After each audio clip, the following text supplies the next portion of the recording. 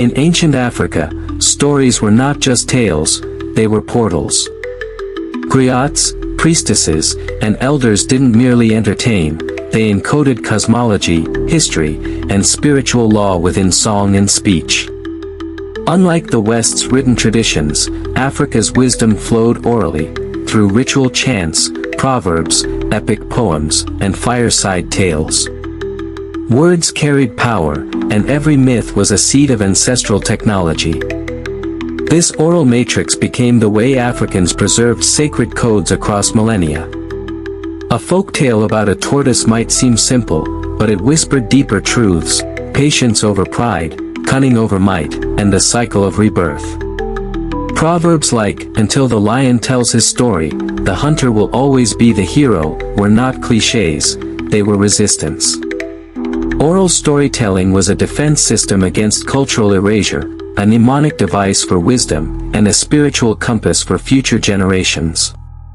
Across the continent, the spoken word was considered divine. Among the Yoruba, the deity Orunmila governed Ifa, a sacred system of divination built on oral verses. Among the Dagara of Burkina Faso, myths were medicine, used in healing rituals. In Ethiopia, the Kabra Nagast blurred the line between myth and monarchy.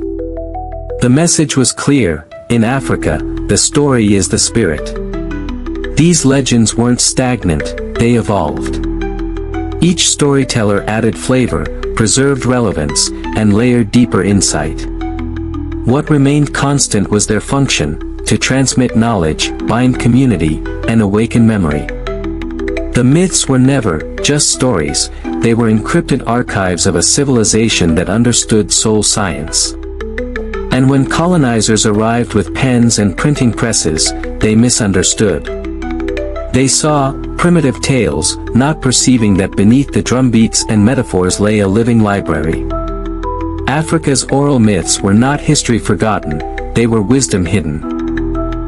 Long before telescopes or physics textbooks, African myths mapped the universe with stunning accuracy. The Dogon people of Mali, for instance, knew of Sirius B, a star invisible to the naked eye, centuries before Western science confirmed its existence. To them, this knowledge came from Namo, the ancestral spirit beings who arrived from the heavens in a watery vessel. Was it symbolic? Literal?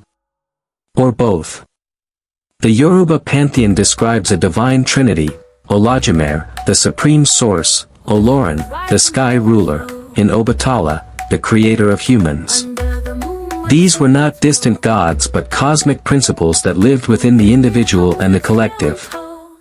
The Ashanti revered Nyam, the sky god, while the Fon people of Dahomey spoke of Mawulisa, twin creators embodying duality, balance, and cosmic equilibrium. Creation myths weren't uniform, but they shared patterns. A watery abyss. A spoken word that sparks form. A divine breath animating clay. A cosmic egg birthing gods and galaxies.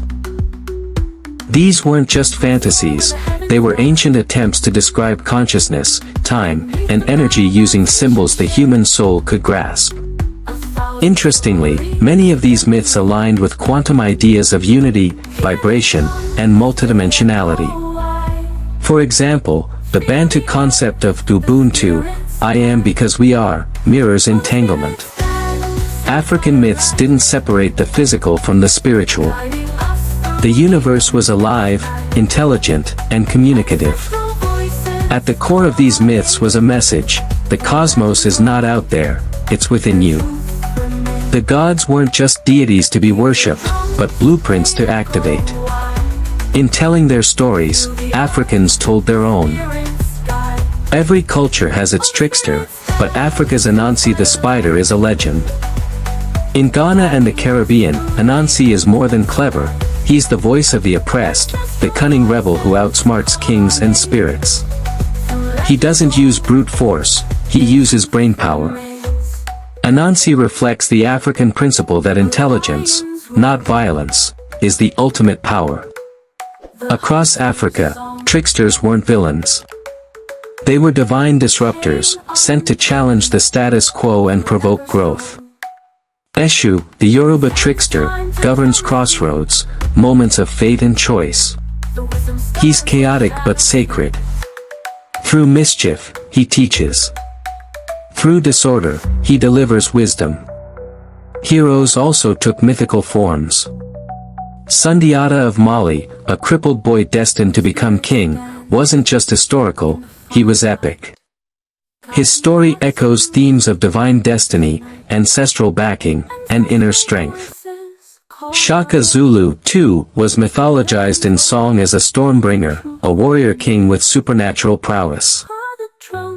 Myths around kingship weren't merely political, they were spiritual.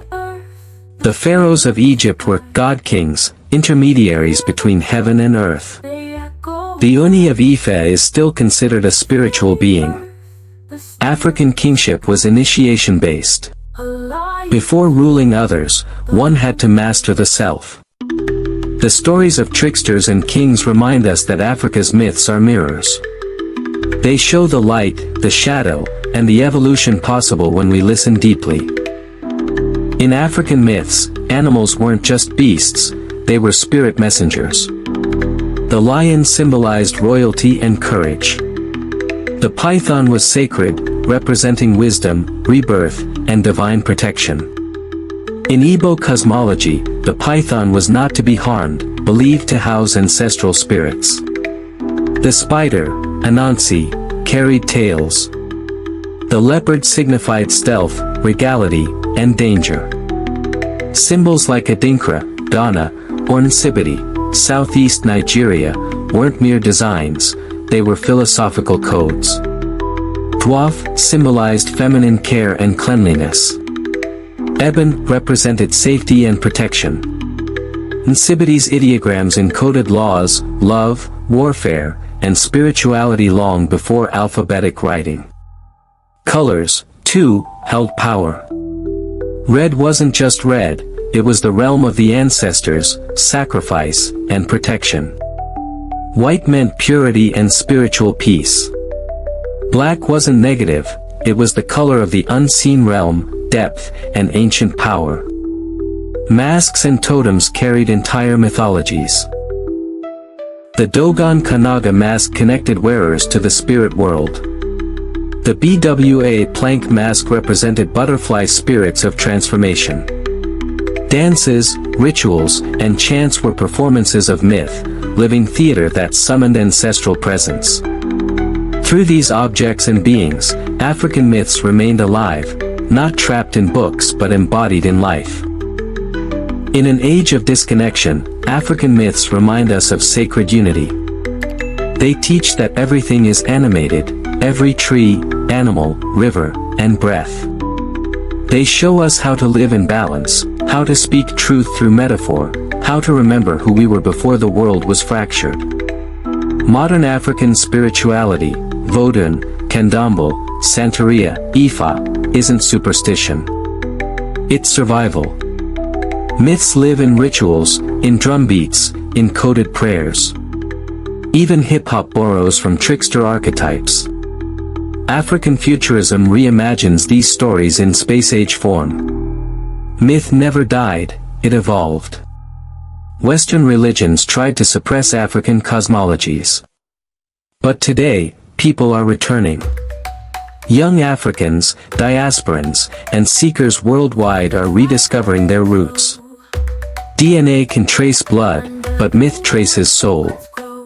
And what the ancestors preserved through story, no colonizer could fully destroy.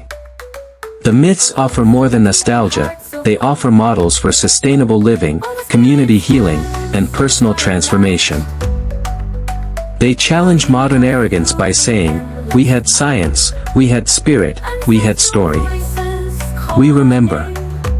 So when you hear a myth, don't brush it off as a fairy tale. Ask what it's hiding. Ask what it's whispering. Because in every legend, an ancestor is trying to speak. In the end, African legends and myths, the hidden wisdom of Africa's ancestral past is more than a journey into folklore, it is a reclamation of identity, dignity, and collective memory. These myths carried humanitarian values of justice, empathy, communal responsibility, environmental stewardship, and spiritual harmony, principles that held entire civilizations together long before colonial borders were drawn. In reviving these stories, we don't just honor the past, we unlock tools for healing trauma, restoring pride, and reimagining a future rooted in ancestral truth. If this exploration moved you, educated you, or sparked a new curiosity, please like, comment with your favorite African myth or legend, share this with someone who needs to reconnect with their roots, and don't forget to subscribe for more powerful and hidden histories of Africa.